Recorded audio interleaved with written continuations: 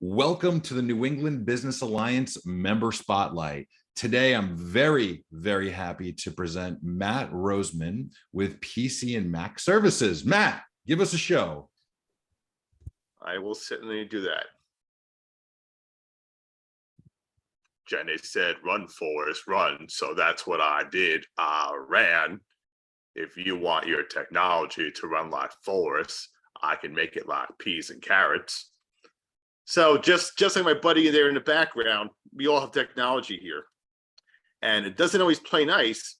And I make sure that your technology plays nice. And so you don't see one of these. So with that being said, we all have to sit there and at some point go and purchase technology. Nothing lasts forever. And we have to go and at some point buy what we need. The question is, how do we know what to buy and when do we go buy? And I'm going to sit there and help you with all that. So let me pull up my slide here and then we will take it from there. And I will be able to help you from at that point. So let me go pull this up here. Hopefully, come on. There we go. Okay, good. Okay, so let me share and let me go and play. Okay. So can everybody see okay? Okay, good. So technology, and everybody uses here. Does anybody not use technology? Is everybody's deodorant working? Mine is. Okay, so we all use technology here, and it doesn't always play nice. So the question is, it's like the computer clash. Do you stay or do you go?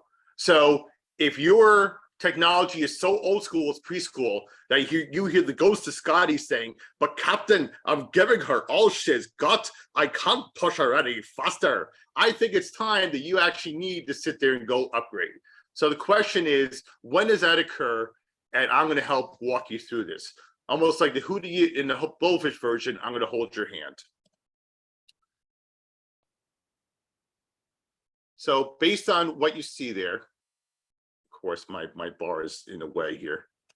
When do you feel the need to go and do it? Well, guess what? You want to be happy about it. And who doesn't like a new toy? Remember when you were a kid, you got a new toy at Christmas or Hanukkah, or we always like the new shiny thing. It's just the euphoria and not the HBO show of getting something new. Well, guess what? We also have to go upgrade when we experience a negative problem with our technology. How many times have you had a computer crash or a phone crash, or something that you're doing on is like a deer in the headlights, and it's such pain and agony to go through that experience that it's like the old 80s hair lady with the hair in the 80s saying, "Stop the insanity." So that's what you need to also worry about as well. Also, sometimes when we need to buy something, we'll get a hand-me-down. People, by a show of hands, have gotten a hand-me-down in their life. My first computer was a hand-me-down. So we can always give a device to somebody older or younger or kids to give this somebody less fortunate, so we can go as an excuse or reason to go buy something for ourselves. Also, the device that we buy will be utilized going forward. What's the significance there? How do we use it? Is it going to last 5 or 10 years? Is it going to satisfy all the needs that I'm going to sit there and need or use going forward? So why do we do this? Well, do we wait for a sale or holiday or birthday? A lot of times there'll be, Christmas deals, President's Day deals, July 4th deals, or it's basically somebody's birthday. There's plenty of reasons to go buy, and the calendar makes it easy to sit there and go do that. Do we have to do it because we don't have a choice? Something crashes, something goes down, your phone breaks, your computer breaks, you can't get on the internet. Those are all critical things for us to function, not only personally, but also professionally. And at that point, you don't have a choice, and you have to do what's necessary to survive. Or my favorite thing, which I love this one, is do you manipulate somebody? When you're kids, how many times would you sit there and kiss your parents' ass, say, okay, I'll be good. I'll do all these chores. I'll get better grades in school just so I get a new toy or a new gadget, or even with your significant other, it works both ways.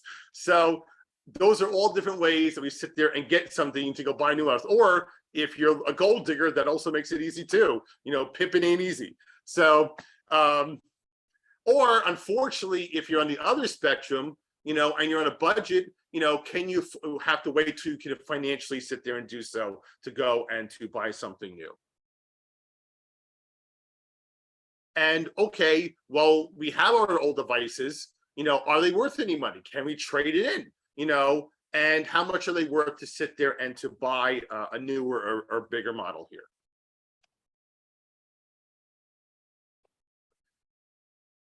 So at this point, this is like the CNC Music Factory moment. Things that make you go, So what do we buy? There's so many things to go buy. Is it a manufacturer or model number? And we have to know exactly what to buy. You just can't say, okay, I need to go buy a car. There's certain models and there's certain manufacturers. Same thing with anything in technology.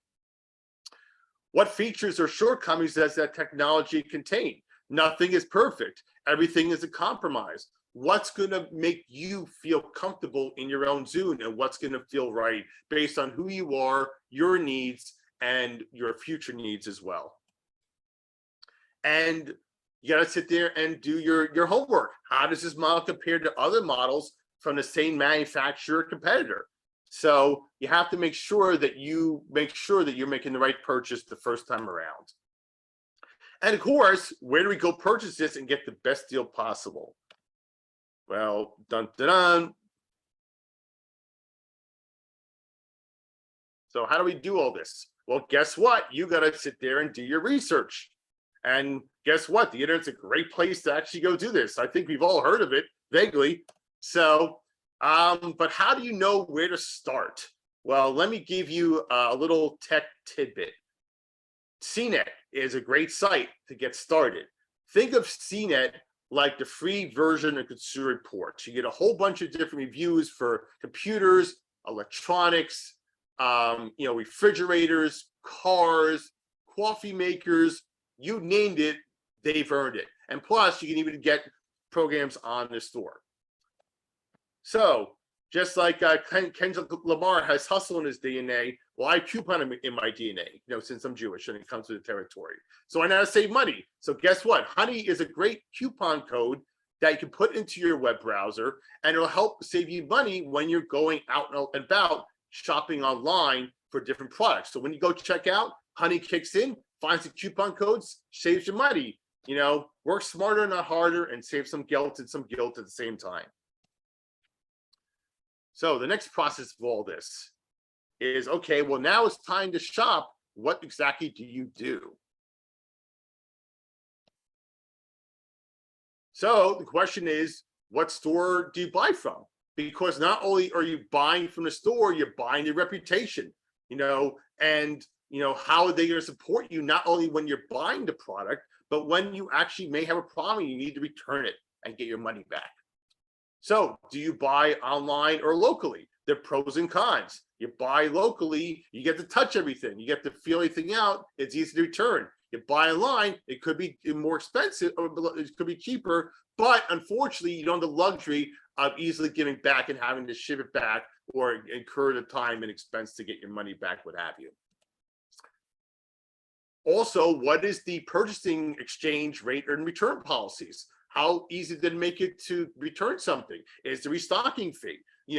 How quickly do they refund the charge on your credit card? Those are all things that you want to be concerned about when you are purchasing something, regardless if it's online or in person. And for example, like Best Buy, a lot of times they'll match local or online prices to their local price, depending on the item, assuming it's the same thing. So you can use that tool to sit there and shop, appropriately to help you get the best deal and not have to sit there and necessarily go online to sit there and do so. Matt, what's the best way people can contact you? Unfortunately, we're at the end of our time right now. So what's the best way people can contact you? Easiest thing is mattspcservice.com, MATTS PCservice.com. My phone number is 954-263-8784. Great. Give that phone number one more time. 954-263-8784. And also, just to fill it in here, there's some more of my information. And if you guys want to find me, those are also great ways to find me too, between my website, my LinkedIn, my Calendly, and also my first podcast on Russ Jones. R-Baity, where be the technology? Matt, thanks for the show, my friend. What a great business. What a great guy. We look forward to supporting you. Thank you.